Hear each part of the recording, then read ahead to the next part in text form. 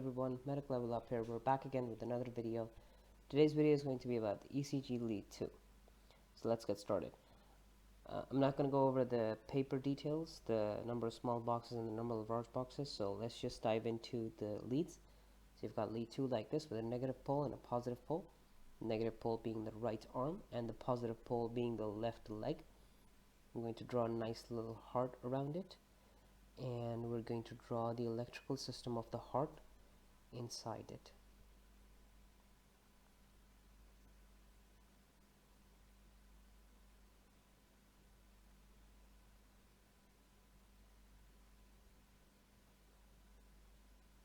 So let's just label these parts. You're starting off with your SA node over here, your intranodal pathways over here, and your AV node, followed by the bundle of His, and then it divides into the right bundle branch and the left bundle branch.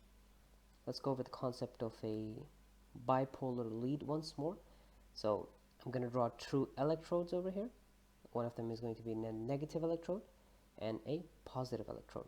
Direction of the lead is shown in black. Direction of the current is shown in blue. So both of these are parallel to each other. So positive waveform is going to form on the ECG paper. If the current and the lead are opposite in directions, a negative waveform is going to form on the ECG paper.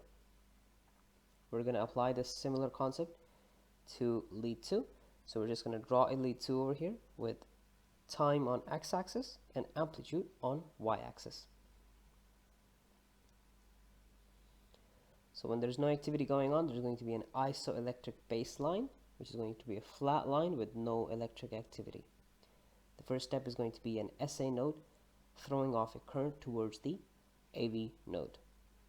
Now this current is going in the direction of lead 2. It is parallel to lead 2. So naturally it's going to be detected as a positive waveform. So it's going to go up and it's going to go forward in time. So you're going to get this nice little round half of a P wave. So some of you might ask, why isn't it like this? Or why isn't it like this? Or why isn't it like this? So the answer to that is you don't want too fast a current over here, and the atria is a smaller chamber, so you're not going to get a too fast current, and you're not going to get something with a really high amplitude, or you're not going to get something that's way too slow. So we're just going to go over a small concept over here. We're going to draw two rectangles. One of it is smaller, the other one is bigger. So the smaller rectangle is going to represent small muscle, like a lesser area of muscle, and the larger rectangle shows a larger area of muscle. And if you give current to both of these, you're going to see that there is less current in the smaller rectangle, more current in the larger rectangle. And as a result, the waveform, the amplitude of the waveform is going to be dependent on the amount of current. So basically, more muscle, more current, less muscle, less current. Naturally, when all this current dies out in the atria, it's just going to come back to its baseline, back to the isoelectric line. So you're going to get a nice little rounded P wave, just like that. So that's the formation of the P wave. Now the next step after that is that there is going to be a delay at the AV node.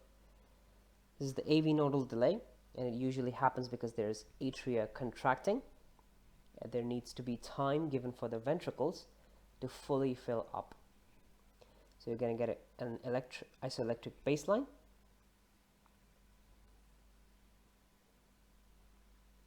The next step is that the AV node throws off a very fast current towards the apex of the heart, which goes through the interventricular septum.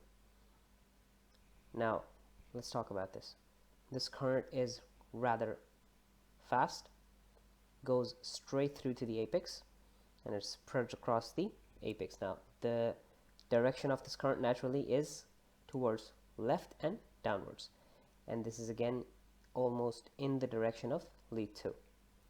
Since it's parallel, you're naturally going to get a positive deflection on the ECG. So we're going to make a positive deflection over here, which is going to be the beginning of the R wave. The next step is that the same current basically goes into the left ventricle and into the right ventricle. So this time the current is basically against the lead 2, as in it is opposite to lead 2. So this time you're going to get a negative deflection, and the ECG is going to come back to its baseline, just like that. Now we already know that the wall thickness of the LV is considerably greater as compared to the RV and the septum. So when there's current spreading through the LV, it is going to be much more predominant as compared to when it spreads to the RV. And this current, naturally, when it is against the direction of lead 2, is going to be detected as negative. And since the LV is predominant, the ECG waveform is going to go even beyond the baseline when it goes into a negative deflection, which is going to make the first part of the S wave. Naturally, when all this current dies out and it finishes, as indicated by yellow cross over here, the ECG waveform is going to come back to the baseline. There is a bit of a delay after this as well, and that's because the ventricles are contracting, and again, since there's no activity, you're going to get an isoelectric baseline. The next step is basically the repolarization of the ventricles. Now, repolarization is a little bit tricky. We're going to draw a left ventricle over here. We're going to add a slight bit of positive charge to the wall of the LV. That's because the entire ventricle is depolarized at this state. Depolarization usually happens from endocardium to epicardium, but the opposite is true for repolarization. So that goes from outward to inward. So it basically goes from epicardium towards the endocardium.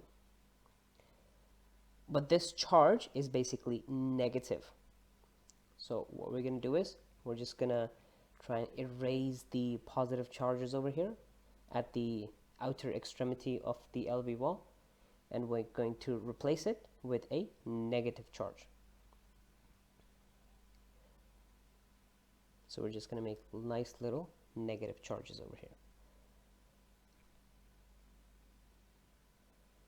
Now the thing is that there is a net negative current going towards the upper and the right arm. This naturally is against or opposite to lead 2. Now I understand that I've told you guys that if something is going against the lead, it's going to be shown as a negative deflection, but the thing is that this is a net negative current, and it is going towards the negative pole of the ECG lead. So in physics and maths, we've been told that negative into negative is going to be a positive. And that's the reason you're going to get a positive deflection on the ECG waveform. So you get a positive deflection, which is going up, and it's going forward in time.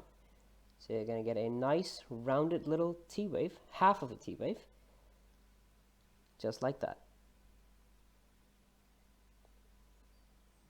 And eventually, when all this current dies out, which is shown by red crosses over here, you're going to get the current that comes back to the baseline. So this is your P wave, R wave, S wave, and T wave, which is going to be a normal ECG.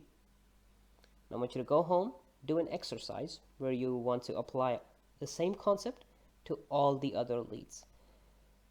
And just to give you a concept of all the other leads, we're going to open up the hexaaxial diagram. So we're going to draw all the leads.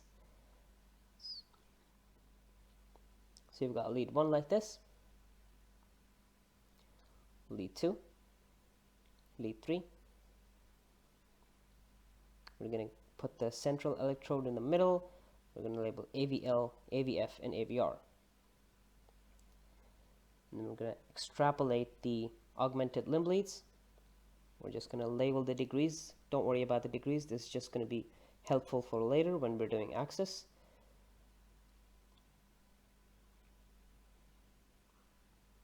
So you've got the negative ones over there. And I want you to apply a similar concept to the chest leads as well. So just bear in mind a diagram of the ventricles. I want you to take lead 1 like this, lead 3 like this, and then imagine the augmented limb leads as cameras which are placed at the extremities. So AVL is going to be top left, AVF is going to be pretty much at the feet of the patient, and AVR is going to be towards the right arm. And in a similar fashion, just try and make the chest leads. So you've got V1 to V6. And that's pretty much all for today. We're gonna see you in another video, and thank you all for watching.